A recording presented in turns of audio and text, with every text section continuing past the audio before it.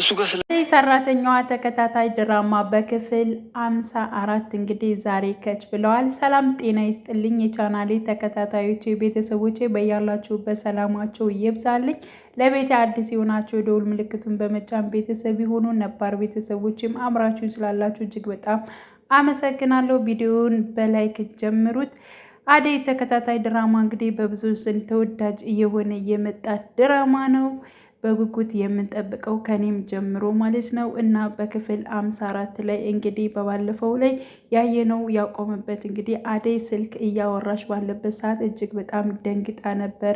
አባቴ ምንድን ነው እማዬ በማለት እንግዲህ ነበር ፓርቱ ያለቀው። ግን ደግሞ አባቷ አሁን የምሰራበትን ቦታ ስላወቀ አደይን ወደ ክፍለ ሀገር ለመውሰድ ነበረ የመጣው። ስለዚህ አደይ ይህን ነገር ስትሰማ እጅግ በጣም ደንግጣለች። ምክንያቱም እናቷ አስቀድማ ደውላላት ነበረ አባትሽ ሊወስድሽ መጥቷል፣ ስለዚህ ያለሽበትን ነገር ለመቀየር ሞክሬ ስትላት ለዲብ ነበረ እንግዲህ እየነገረችው። እጅግ በጣም ጨንቆኛል፣ ምን ማድረግ እንዳለብኝ አላቅም። አባቴ አዲስ አበባ እንደመጣና እንዲሁም ደግሞ እኔ የምሰራበትን ቤት አውቋል። ስለዚህ እሱ ወሰደኝ ማለት የማልፈልገውን ሰው እዚያ አግብቼ ኖርኩኝ ማለት ነው በማለት እና ለምንድን ነው ይንጣና እውነቱን ነግረሽው ለምን አትናገሪም በማለት እንግዲህ ድብ እንደሱማ በፍጹም አይሆንም በማለት ከዚህ ቤት መራቅ አለብኝ መሄድ አለብኝ በማለት ስትነግረው በቃ እኔና አንቺ አብረን እንሄድ፣ እኔና አንቺ አብረን እንኖር፣ ለምንድን ነው እኔን አታምኝኝም ወይ በማለት እንግዲህ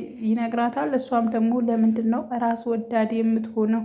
እኔ በጣም ብዙ የሚያስጨንቀኝ ነገር የለም፣ ስለ ራሴ የምለው ነገርም የለም አሁን ላይ ግን እዚህ ቤት መሸሽ እንዳለብኝ ነው እየነገርኩ ያለሁት በማለት በቃ እሺ ለዕለቱ ከኤላ ጋር ትሆኛለሽ ትሆኛለሽ፣ ከዛ ቀስ ብለን እናወራበታለን በማለት አዎ እኔ ከዚህ ቤትም እወጣለሁ፣ ፍቅር እንደዚህ እያሰቃየች መኖር አልፈልግም፣ ግን ደግሞ እናቷ እስከምትመጣ የግድ መቀመጥ ስላለብኝ ነው በማለት እና እኔን ትተሽኝ የት ነው የምትሄጂው? ለምንድን ነው ስለኔ የማታስቢው? በማለት እንግዲህ ዴብም ጠይቋት ነበረ።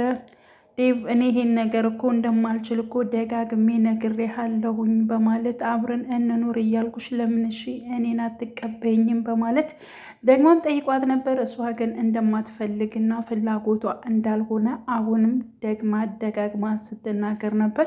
በስተመጨረሻ ለቤት ሂዳ ነበር። እነ የላም እስከፈለግሽበት ድረስ እዚህ ቤት መቀመጥ ትችያለሽ በማለት እንግዲህ ፈቅደውላታል። በባለፈው ፓርት ላይ እንግዲህ እንዳየነው ናኦልን ሄደው ማጽናናትና መጠየቅ እንዳለባቸው ተነጋግረው ነበረ። እንግዲህ ያልሄደችው ፍቅር ነች እንጂ ቤዛ፣ ዴብ እንዲሁም ሊዲያ፣ ለምለም እንዲሁም ኤላ ተሰባስበው እነ በቀለ ሳይቀሩ ተሰባስበው እንግዲህ ናኦልን ሄደው ጠይቀውት ነበረ እና ሁላቸውም በመምጣታቸው እሱ እጅግ በጣም ደስ ብሎታል። እናንተ መምጣታችሁ ለእኔ ከዚህ ቀላል ነገር አይደለም፣ በጣም ትልቅ ነገር ነው እና ሁላችሁንም እጅግ በጣም ነው የማመሰግነው በማለት ሁላቸውንም አመስግኗል። እንዲሁም ሊዲያ ደግሞ ስታቅፈው ነበረ። አብራም ቁጭ ብላ በነበረችበት ሰዓት እንግዲህ ዲብ ወንድሟ ደግሞ በስነስርዓት ተቀመጭ እንጂ ለምንድን ነው እንደዚህ የምትሆኙ?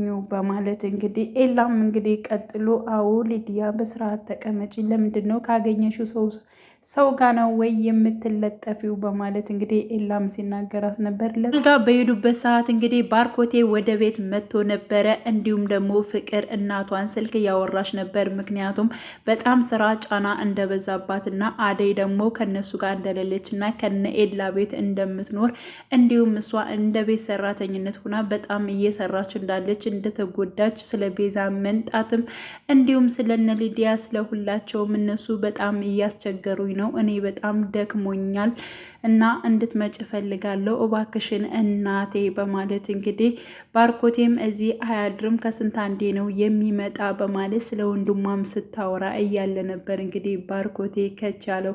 ስለዚህ ባርኮቴን ሲመጣ ምንድን ነው የምታወሪው? በማለት እንግዲህ ለፍቅር ሲጠይቅ ስልኩን ዘግታ እኔ በጣም አልቻልኩም፣ አደይ እዚህ ጋር የለችም ከነ ኤላ ቤት ነው ያለችው፣ ስለዚህ ያለውን ስራ እኔ በጣም እየሰራሁ ነው፣ እስኪ እጄን አታየውም ወይ? ወገቤንም አሞኛል፣ ለምን አትረዳኝም? በማለት እንግዲህ በጣም ስትናገረው ነበረ። እሱም ደግሞ ስልክ ደውሎ ለቤዛ ቤት እንድትመጣ ጠየቃት። ከቤት ከመጣች በኋላ እንግዲህ አደይ ለምንድነው ከዚህ የሌለችው በማለት ስለ ሁኔታውና ፍቅር ስላወራችው ነገር ጠይቋት ነበረ።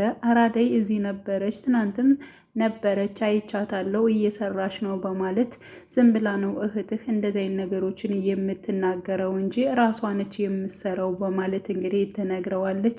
እንደማደርጋት አላቅም፣ ፍቅርን ከቀን ቀን ጸባዩዋ በጣም እያስቸገረ እየሄደ ነው በማለት እንግዲህ ባርኮቴ ጓደኛው ለፍቅረኛው ለቤዛ ሲናገር፣ አዎ እኔ በጣም ከባድ ልጅ ነች፣ ክፉ ልጅ ነች፣ እኔ ሆኜ ነው የቻልኳት፣ ሌላ ሰው ቢሆን እንደኔ አይችላትም በማለት እንግዲህ በቃ ትንሽ ታገሽኝ በማለት እሱም እንግዲህ ሲለማመጣት ነበር። እሷም እጅግ በጣም ያሳሰባትን የቤተሰብን ብር እኔ እሱን እፈልጋለሁ መቼ ነው የምታሳካልኝ በማለት እንግዲህ ተጠይቀው ነበር። እሱንም አረ ችግር የለውም እኔ እኮ ሳላስብ ቀርቻ አይደለም በጣም ነው የማስበው፣ ስለዚህ ትንሽ ታገሽኝና ሁሉም ነገር ይሆናል፣ ደግሞ ያንቺን ነገር ካላማለሁ ምኑን ከጎንሽ ሆንኩኝ በማለት እንግዲህ ያለውን ነገር እጥረት እንደሚያደርግና የፈለገችውን ነገር እንደሚያደርግላት እንግዲህ ቃል እየገባላት ይገኛል። በስተመጨረሻ የምትፈልገው ነገር አሁን ላይ ለምለምም ስለተረዳች ለምለም እንግዲህ እውነታውን ከባርኮቴ መረዳት አለብን መጠየቅ አለብን በማለት እንግዲህ ወደ ቤት መታለች። ምክንያቱም እንግዲህ ቤዛ የፈለገችው ብር የቤተሰብ በትክክል የነሱ ቤት ሊወረስ ነው ወይስ ደግሞ አይወረስም የሚለውን ነገር ምናልባት ከሁለታቸው ዝም ብላ ብር ለመዝረፍ ይሆናል የመጣቸው በማለት እንግዲህ ባርኮቴን ለመጠየቅ ወደ ቤት ከች ብላለች። እውነቱን ነው ወይስ አይደለም የሚለውን ነገር እና ውድ ቤተሰቦች የዛሬው ቪዲዮ ቤዝ ነበረ። በያላችሁበት ሰላማችሁ ይብዛልኝ። መልካም ጊዜ